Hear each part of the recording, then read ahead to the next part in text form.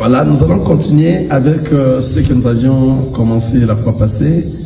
Nous avions commencé déjà beaucoup de temps maintenant. Nous parlons sur les événements des temps de la fin. Et nous détectons qui sont de vrais, d'abord, hommes de Dieu qui doivent prêcher la parole du Seigneur. Amen. Amen. Donc, c'est ça, c'est là où nous sommes. Donc, nous sommes en train de détecter qui sont ceux-là qui marchent à la crainte de la parole du Seigneur lorsqu'ils prêchent la parole du Seigneur. Et nous voyons les événements des temps de la fin dans l'Église. On a commencé avec les hommes de Dieu. Amen. Ce sont des hommes de Dieu que nous sommes en train de parler tout ce temps ici. Amen. Et après, nous allons encore continuer avec le fidèle. Car il y a aussi des fidèles qui font des choses dans les églises. Alléluia. Et ils font des choses dans ces temps de la fin. Partout, on se retrouve, même dans la maison, même au quartier, dans les endroits où nous partons, au travail. Il y a des choses que nous faisons, de fidèles font, qui montrent réellement que nous sommes dans ces temps de la fin. Amen. Voilà, il y a des signes et des symboles que nous avions vus, nous avions lu beaucoup de fois, beaucoup de lectures. Alléluia. Par rapport à tout ça. Et je veux que nous puissions être contactés, comme ça, de ne pas être distraits, à bien comprendre ce que nous sommes en train de se dire ici, car nous devons détecter toutes ces choses-là pour bien conduire notre vie à se préparer à la rencontre du Seigneur. À ne pas aller comme un vent qui souffle d'ici là, mais que nous soyons forts, surtout à la connaissance que cet endroit, ce n'est pas un endroit que je dois être, car ils ne sont pas en train de faire les choses de Dieu. On voit ça, on voit beaucoup de trucs. Amen. Il y a déjà une question, comment parler par rapport au Noël. On a déjà parlé de ça beaucoup de fois ici. Alléluia.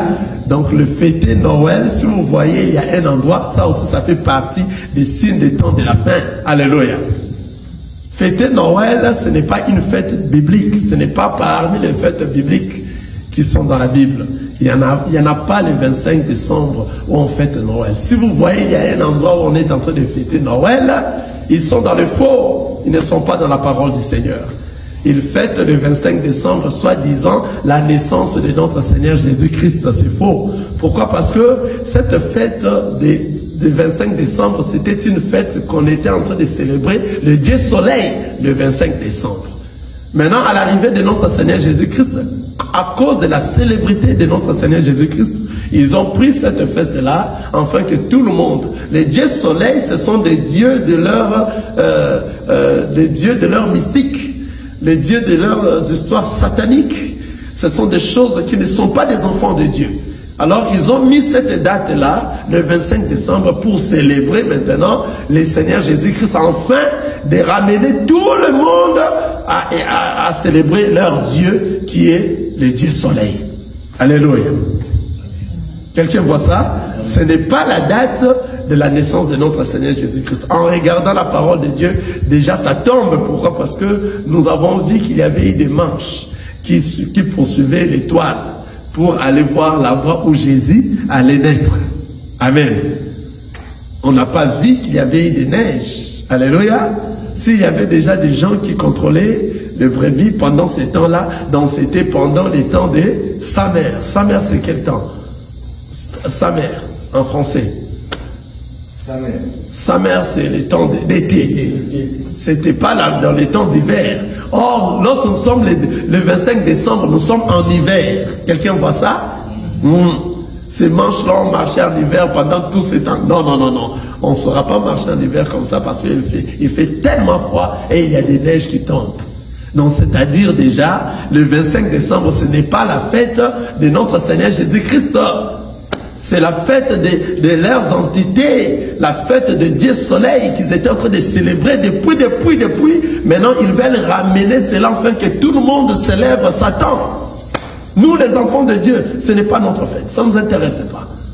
Partout là où vous allez voir qu'on est en train de célébrer et de fêter Noël, sache que l'homme de Dieu qui est là n'a pas compris. Et puis, ce n'est pas un endroit que les enfants de Dieu doivent être. Ce n'est pas notre endroit. Nous, les chrétiens, nous ne célébrons pas Noël. Noël, ça n'existe pas dans la Bible. S'il y a un endroit qu'on a écrit Noël ou bien Christmas, en français, dans la Bible, il n'y en a pas. Le 25 décembre, encore une date que le Seigneur est né. Alléluia. Amen.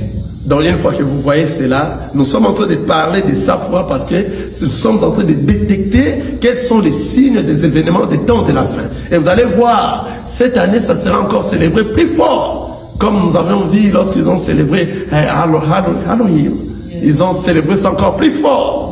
Des fêtes telles que le Saint-Valentin. Ce ne sont pas des fêtes dans l'église, dans les églises. Il n'y en a pas. Si vous voyez des fêtes pareilles, on est en train de les célébrer dans les églises. Sache que ce n'est pas un endroit que nous devons partir étant qu'enfants de Dieu. Ce sont des fêtes de leurs entités démoniaques qui n'ont rien à voir avec la parole du Seigneur. Vous allez voir pendant ces fêtes ici, les gens vont s'enivrer, vont faire des choses. Nous voyons ça déjà des années et des années.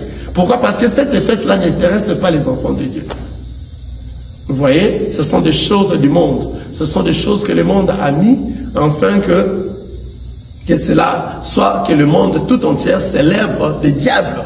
Mais nous, étant enfants de Dieu, nous détectons tout cela.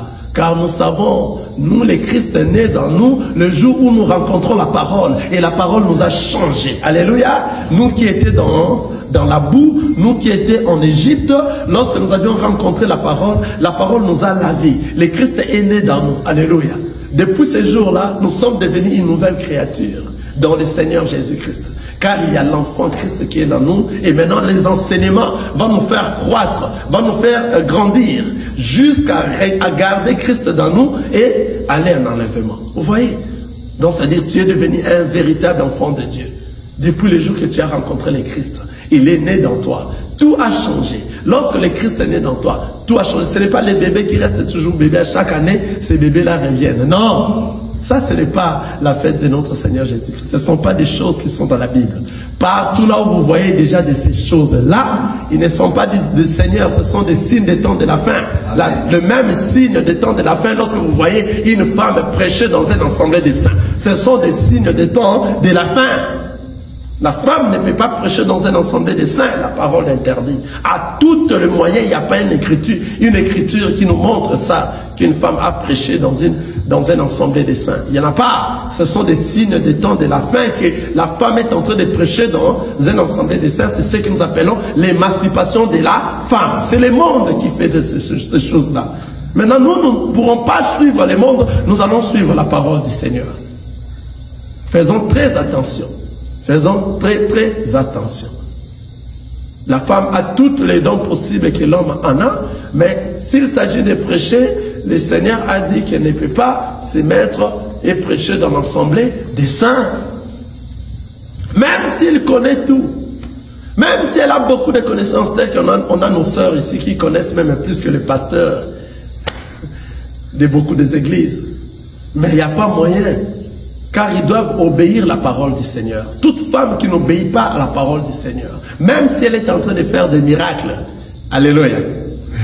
Quelqu'un voit ça? Même si elle fait des miracles pendant qu'elle est en train de prêcher, même si tout ce qu'elle est en train de dire est vrai. Donc les dons de la prophétie ne peut pas faire de toi un prédicateur.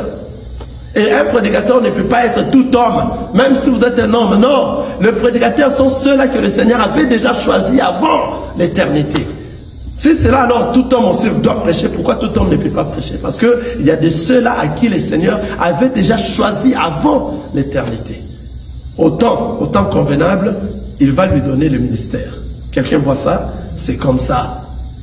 Donc ça dit, même si elle est en train de faire des miracles, l'autre m'a dit, alors si je me suis répandu au travers la femme, alors comment est-ce que je peux faire? J'ai dit, mais même si elle fait des miracles, même si c'est elle qui t'a parlé de Jésus, sache que la femme n'a pas le droit de prêcher dans une assemblée des saints. Il n'y a pas des écritures là-dessus. Car il y a une écriture qui nous dit, ils viendront vers Jésus à la fin, ils vont dire qu'on a fait des miracles. On a prophétisé à ton nom. Mais Jésus va leur donner le dos. Il dira, je ne vous connais pas. Vous voyez? Ils peuvent faire tout ça aujourd'hui. Mais s'ils ne respectent pas la parole du Seigneur, à la fin, le Christ leur dira, je ne vous ai jamais connu.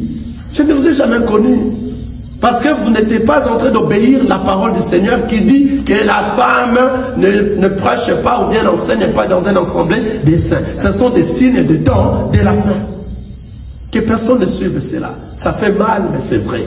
Alors nous allons rester dans la vérité. Alléluia.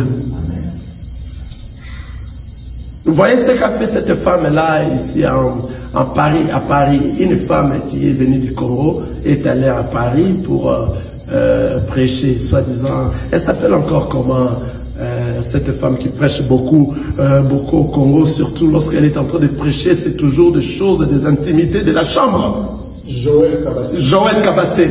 Vous avez vu, elle est allée là-bas, à Paris, en France. Sa prédication, bon, c'est une femme qui cherche de l'argent. Alléluia. Elle a dit aux gens que l'amen ne suffit pas. Il faut s'aimer. C'est la sémence qui donne tout. L'amen. Donc lorsque vous dites amen, cela ne suffit pas. Or nous savons que toute parole est amen et oui et amen. La parole de notre Seigneur doit être oui et amen. Donc tu dois d'abord prêcher cette parole, à ramener l'enseignement, et lorsque l'enseignement va entrer dans l'homme intérieur de tout et chacun, l'homme intérieur de tout et chacun te fera dire amen. Car l'enseignement qui change l'homme intérieur. Alléluia. Elle est allée, vous n'avez pas suivi ça? Je semble être le seul à suivre ça. Ça se trouve dans le YouTube et autres. Et nous avions partagé de telles voleuses. C'est une voleuse qui commence à demander de l'argent afin qu'on arrive à s'aimer. Elle commence à 2000 $, 2000 €. Alléluia. 2000 €. Donc, c'est-à-dire, tu donnes 2000 €, après tu viens, il te donne la bénédiction, il prie pour toi. Donc, c'est-à-dire, la bénédiction de 2000 € est différente de la bénédiction de 1000 € est différente de la bénédiction de 500 €. Maintenant, ceux-là qui n'ont pas de zéros là, quelqu'un voit ça, c'est le temps que nous sommes. S'aimer. Pour eux, pour elle, la sémence qu'elle est en train de dire, c'est de donner de l'argent. La personne qui s'aime, c'est la personne qui donne de l'argent. Ne pas savoir la parole de Dieu comme ça. Vous voyez? Donc ce sont des voleurs. Des voleurs. Tous ceux qui sont en train de faire des actes pareils dans les églises, qui commandent de l'argent de cette manière-là, ce sont des voleurs. La parole a dit déjà, ils vont faire pour faire quoi? Pour leur ventre. Ils ne feront pas des choses en réalité telles que dit la parole du Seigneur. Et lorsque nous amenons la parole du Seigneur, cela ne leur plaise pas. Lorsque nous apportons la bonne parole, on ne nous aime plus. Mais nous acceptons de ne pas être aimés, car nous allons demeurer dans la parole du Seigneur. Alléluia. Amen. Nous avions vu ce qu'elle a fait à Paris. On parle de tout ça parce que ce sont des choses qui se font actuellement. On vous commande de l'argent et on vous dit, on vous ment. Ce sont, vous voyez les diables. Ces gens-là ont appris comment manipuler les gens. Or, le grand manipulateur, c'est les diables. Amen. Ils vont vous manipuler par des mensonges. Que vous serez bénis. Ils ne savent même pas de quoi ils sont en train de dire. Car lorsque nous parlons de la bénédiction, on ne voit pas des choses matérielles de ce monde. La bénédiction en abondance, cela veut dire c'est la personne qui a écouté la parole du Seigneur et le met en pratique à tout moment, à chaque instant. Il se prépare à la rencontre de notre Seigneur. C'est ainsi que si l'enlèvement vient, il sera enlevé. Mais si l'enlèvement tarde à venir et qu'il meurt en mourant, il va aller dans le lieu de repos et c'est ainsi que le jour où nous serons élevés, nous irons ensemble avec lui. C'est là où nous aurons la bénédiction en abondance qui ne se termine pas. Ce ne sont pas des choses de ce monde ici. Comment maintenant différencier ceux qui seront bénis par rapport à l'argent? Ceux qui seront bénis, donc c'est-à-dire ceux qui donnent 2000 $ seront bénis à la manière de 2000 $, de 2000 €. Ceux qui donnent 1500 € seront bénis à la manière de 1500 €. Ceux qui donnent 500 ou 1000 € seront bénis. Oh, mais c'est quoi ça? C'est quoi ça? Pourquoi vous mentir jusqu'à ces points-là? Maintenant, nous les enfants de Dieu, c'est pour cela que nous sommes en train de parler des événements des temps de la fin. Afin que nos yeux s'ouvrent. Afin que nous détectons tous ces gens. Partout vous verrez des pratiques pareilles, ne sont pas des enfants de Dieu. Ce ne sont pas des enfants de Dieu. Des voleurs. Des voleurs. Nous sommes en train de voir comment est-ce que les hommes, soi-disant de Dieu, sont en train d'agir. Ils laissent des enfants pour venir prendre de place. Alléluia. Pour venir prendre de place après leur mort. Ces choses-là sont faites dans notre vie, à nos présences, nous voyons ça. Et il y a encore beaucoup, encore et encore de gens dans leurs églises. Parce qu'il y a beaucoup d'aveugles. On peut citer le nom. Nous voyons, on a vu ce qui s'est passé. On cite ceux-là qui sont en train de faire ça, les Moïse Mbiye qui ont pris la place de leur père Mbiye. On a vu ça. Hein? On a vu Sikatena qui est mort, son fils qui a remplacé. Vous voyez, lui qui était chef dans une université à Paris là-bas. Il ne connaissait rien de la parole du Seigneur. Mais il a pris quand même la place parce qu'il fallait qu'il soit formé rapidement pour qu'il prenne la place. Parce que eux, en fait, ils ont construit des boutiques. Des boutiques. On a même vu ici à peine ici. C'est qui? C'est qui encore? C'est qui là? Barout. Avant même qu'il meure. Il dit, il est venu sur la chair, il dit, on m'a demandé, qui t'ont demandé? Voilà, il faut que nous soyons clairs. Il arrive de point que, il faut que nous soyons clairs, nous, enfants de Dieu. On m'a demandé, on m'a posé la question. Qui t'ont posé cette question? Nous voyons directement qu'il y a des loges qui entrent. Car lorsque le temps est fini, tu dois maintenant laisser, à qui tu dois laisser maintenant cette charge? Il y a des loges, qu'ils entrent dans des loges, et ils leur donnent des succès, et tous les succès qu'ils ont là, ils ne veulent pas maintenant parce qu'eux, ils ont donné des sacrifices et des sacrifices, que ce succès-là aille dans les mains d'une autre personne. C'est pour cela qu'il vient, on m'a demandé, on m'a posé la question, mais si tu mourais, c'est par là qu'il avait commencé. Et le jour qu'il avait dit ainsi, moi j'ai dit à ma femme, cet homme ne va plus rester longtemps, cet homme veut mourir. On l'a demandé déjà, qui va prendre sa place? Alléluia. Amen. Ma femme est là, elle peut témoigner. Je l'avais dit aussi déjà. Et j'ai appelé un de mes frères au Kamba. J'ai dit, regardez ce que votre frère, soi-disant, Barout est en train de dire. Parce que son père prit là-bas chez Barout.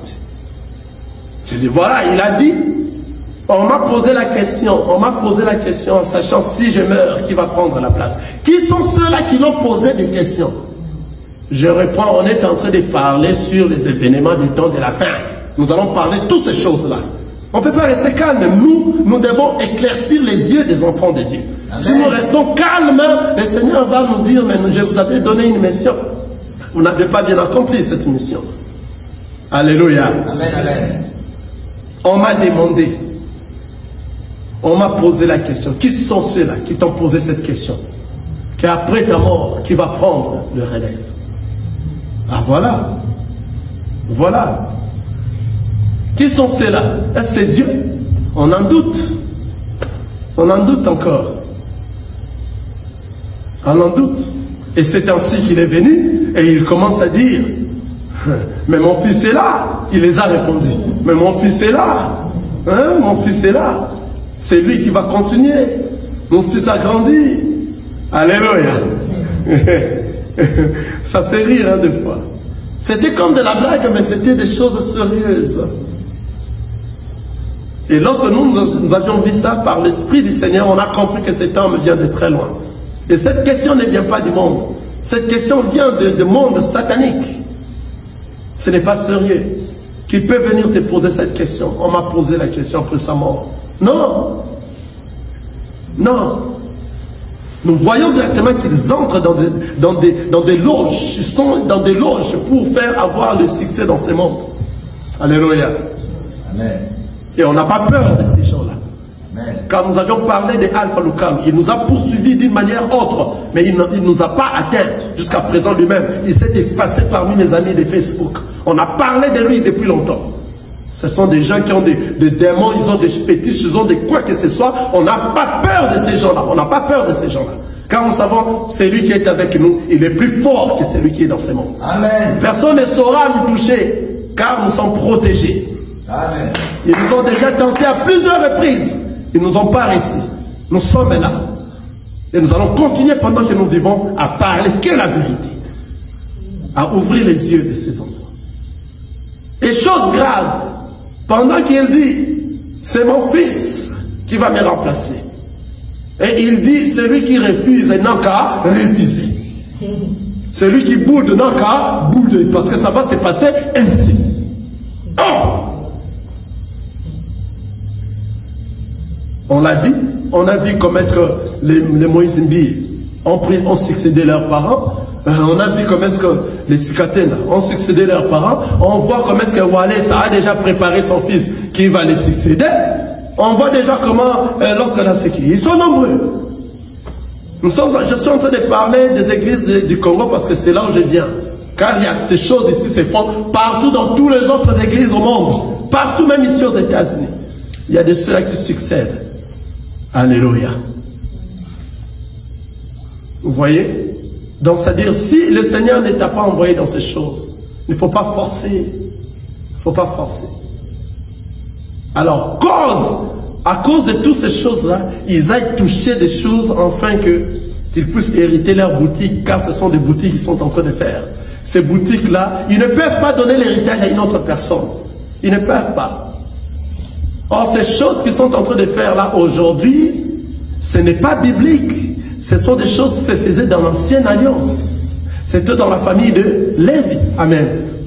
Dans la famille de Lévi, la personne qui prenait la place, après sa mort, ont succédé. Alléluia. Amen. Depuis maintenant que le Seigneur Jésus-Christ est venu, tout s'est arrêté. Parce qu'après la mort de Jésus, on est resté 3 jours pour chercher qui va succéder. On est resté pour chercher qui va succéder le Seigneur Jésus-Christ. Et le Seigneur Jésus-Christ, après 3 jours, il est ressuscité. Il est revenu à sa propre succession.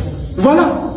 Donc il n'y a plus question d'une personne qui meurt, il y a une autre qui succède pour continuer l'église. Non, l'église n'appartient pas à une personne, l'église appartient à notre Seigneur Jésus-Christ. C'est lui qui est le maître. Il n'y a pas de boutique dans tout ça. Nous sommes là aujourd'hui. Si le Seigneur permet que je ne sois pas là, ceux-là qui le Seigneur a fait grâce dans l'église, ce sont eux qui vont continuer. Ce n'est pas ma famille. Est-ce que le Seigneur a appelé ma famille lorsqu'il m'avait appelé? Non. Non. Ma famille n'a rien à voir avec ces choses. Le Seigneur choisit à sa façon. Si le Seigneur avait choisi mon fils aussi pour venir parler du Seigneur, mais lorsque le Seigneur nous a donné la continuité de l'assemblée, est-ce que mon fils était là? J'étais avec des gens qui sont là, et ces gens-là, ce sont eux qui vont continuer.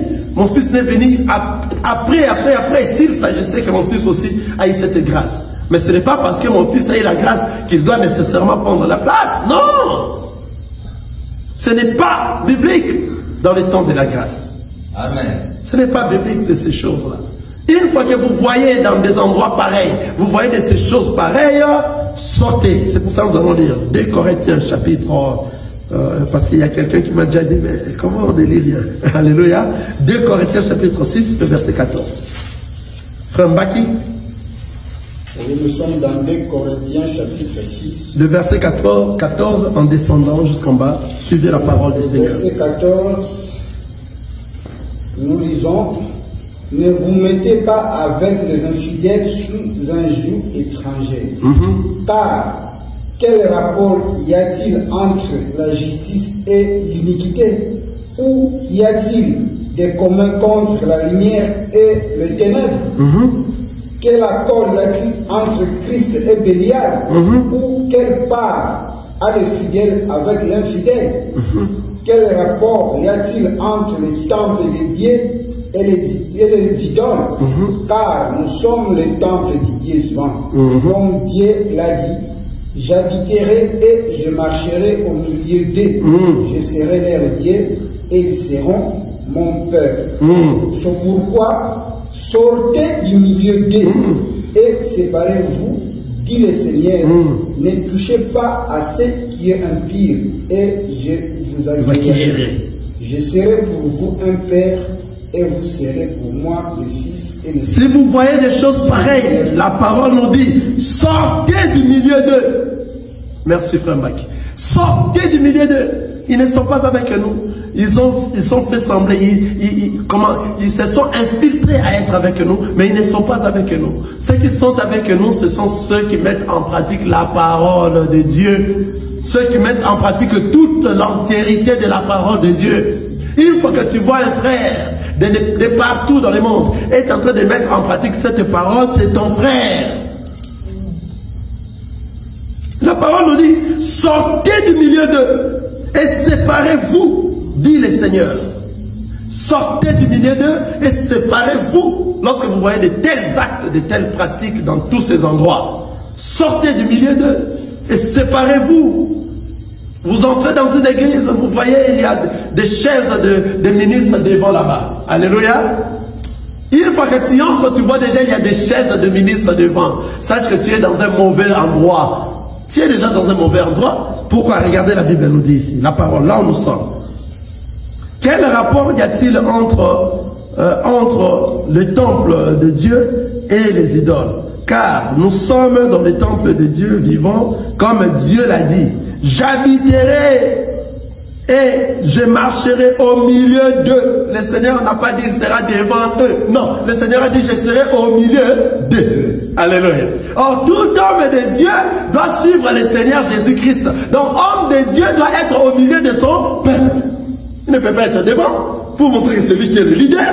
Hein? Donc, c'est-à-dire, c'est que nous appelons le culte de personnalité. Il veut entrer dans l'église, on étale des tapis rouges, on transporte des Bibles, pour l'accompagner. Il est là, les autres s'agenouillent, il est en train de prier pour les autres. Non! Ces choses-là, si vous voyez ça une fois dans une église, sortez du milieu d'eux. Sortez! Ce n'est pas une église de Dieu. C'est là où on est en train de célébrer l'homme, au lieu de célébrer le Seigneur Jésus-Christ. Tous ceux qui font des choses pareilles, tous ceux qui se disent hommes de Dieu, qui restent dans ces choses-là, ils ne sont pas nos frères. Sortez du milieu d'eux. Séparez-vous d'eux, car ils se sont infiltrés. Et lorsqu'ils se sont infiltrés, la parole nous dit, laissez les bleus. Et quoi? Les bleus et quoi? Laissez les bleus grandir ensemble avec Matthieu chapitre 13. Lisons ça. Matthieu chapitre 13.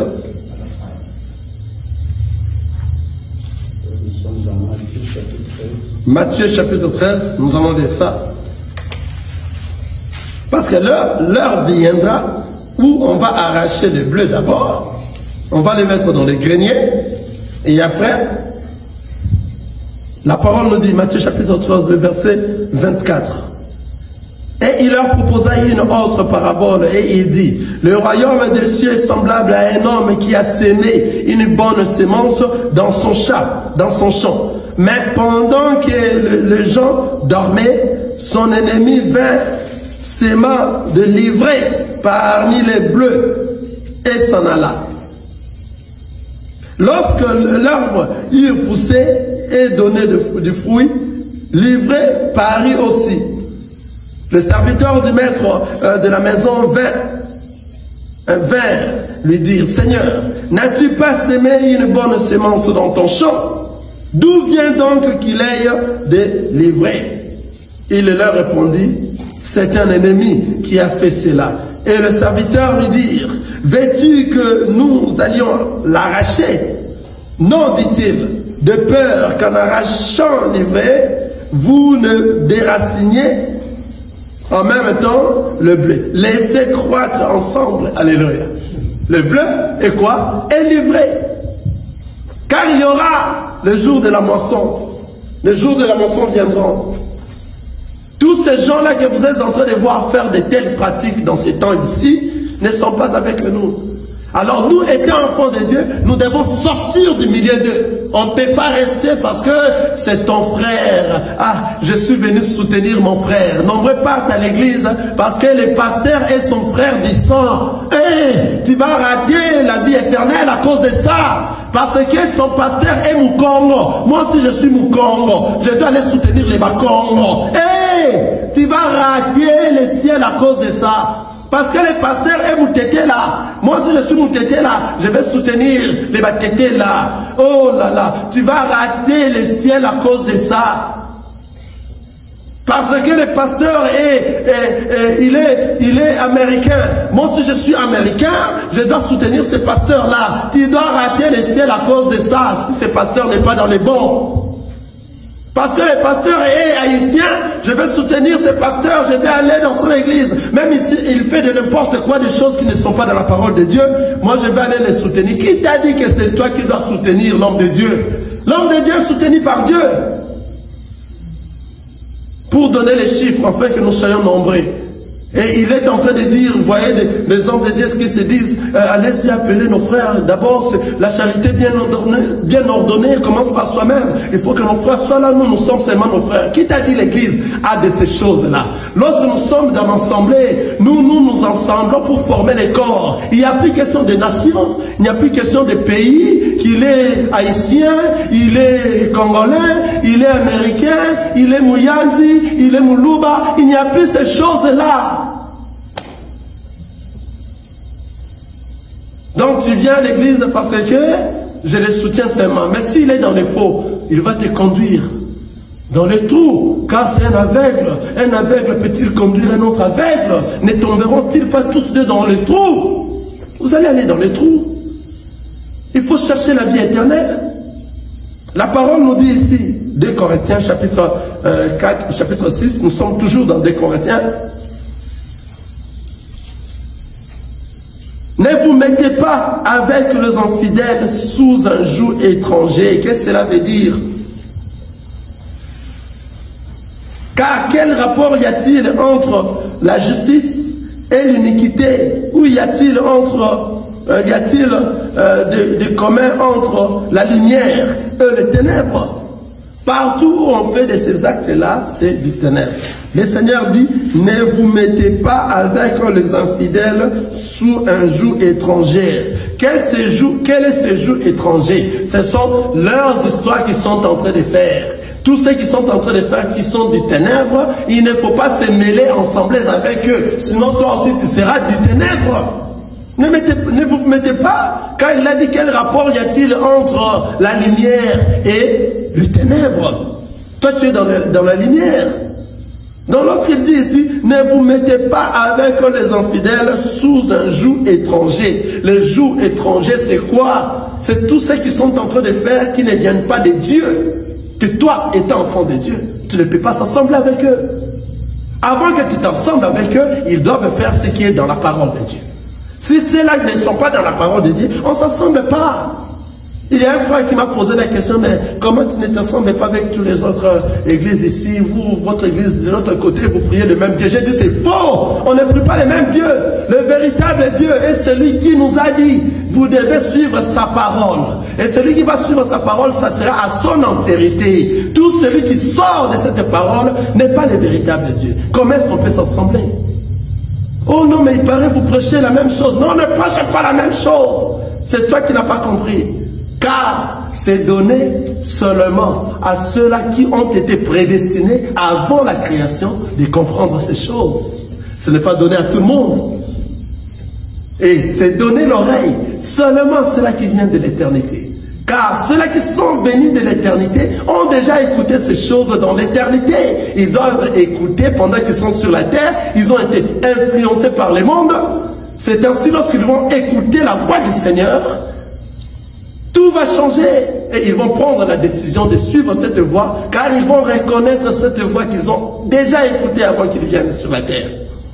C'est ainsi qu'ils vont suivre la vraie voie qui va leur ramener à l'éternité. Nous venons de l'éternité et nous allons rentrer à l'éternité.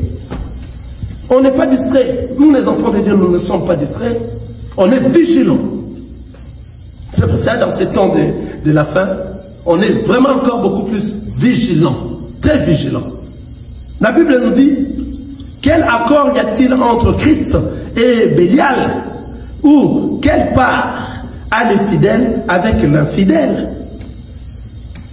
Donc on ne pourra pas être ensemble avec toutes ces choses-là que ce sont nos frères. Non, avant que tu sois mon frère, la parole a dit, Jésus les a demandés, il les a dit, qui sont mes parents, qui sont mes frères? Sont ceux-là qui écoutent la parole, eux le mettent en pratique, l'entièreté de la parole. On ne prend pas une partie parce que ça te plaît et l'autre partie tu le mets à côté. Non, l'entièreté de la parole. C'est ainsi que toi tu es devenu mon frère. Est-ce que toi qui es mon frère, c'est vrai? Bon, comment tu manges la dîme dans ces temps de la grâce? Chaos. Chaos. Bon, donne-nous une écriture dans ce temps de la grâce. Il y a un apôtre qui a pris de la dîme, ou bien Jésus-Christ lui-même a pris la dîme. Il n'y en a pas. Chaos. Ils vont rester seulement avec, vous savez, on a dit dans Malachie, chapitre ceci, cela, celui qui ne donne pas, celui qui va donner, les écluses du ciel seront ouvertes. On lit ça. Alléluia, ça me fait rire. Alléluia. Amen. On est là. On est là. Malachie, ça doit être chapitre 7. Ah, c'est regrettable de ne pas connaître comme ça. Lorsqu'on nous dit, tout ce qui est biblique n'est pas chrétien. Il y a des choses dans la Bible qui sont particulièrement dans l'Ancienne Alliance, dans la Nouvelle Alliance, c'est l'ombre des choses à venir. Alléluia. La Nouvelle Alliance, ce sont de l'ombre des choses à venir. Dans l'Ancienne Alliance, tout ce qui s'est passé là-bas, le Seigneur Jésus-Christ est venu la résumer. Alléluia. On a Malachie, chapitre 3, verset 6. Malachie, chapitre 3, nous sommes dans le verset 7.